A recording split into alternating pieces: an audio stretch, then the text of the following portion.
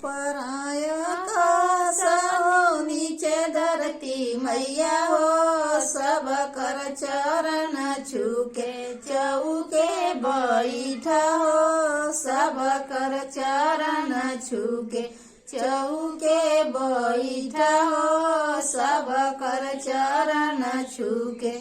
हजूरी में भरल बाड़ा हीरा मोती हो, सब कर चरण छूके चौके बैठा हो, सब कर चरण छूके चौके बैठा हो, सब कर चरण छूके।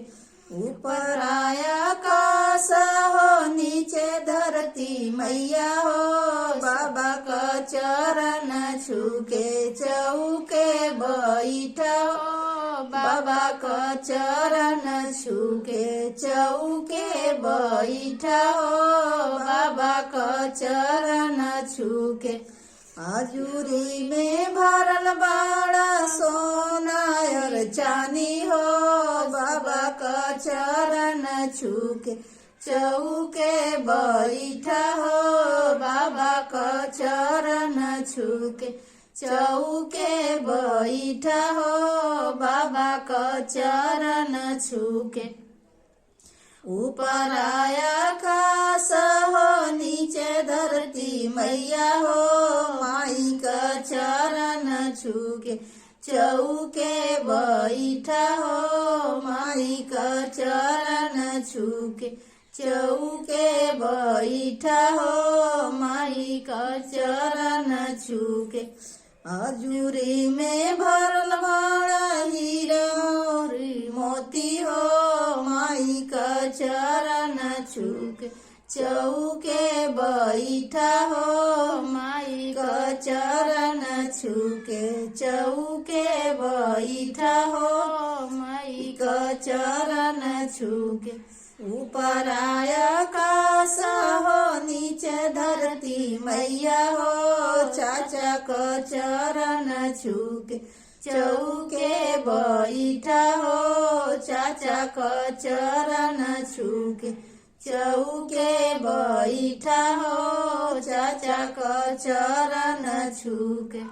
हजूरी में भरल बाड़ा सोना और चांदी हो, चाचा का चरण छूके चौके बैठा हो, चाचा का चरण छूके चौके बैठा हो, चाचा का चरण छूके। ऊपर आकाश हो नीचे धरती मैया हो, चाची का चरण छूके चौके बैठा हो, चाची का चरण छूके चौके बैठा हो, चाची का चरण छूके। हजूरी में भरल बाड़ा हीरा औरी मोती हो, चाची का चरण छूके चौके बैठा हो, चाची का चरण छूके चौके बैठा हो, चाची का चरण छूके।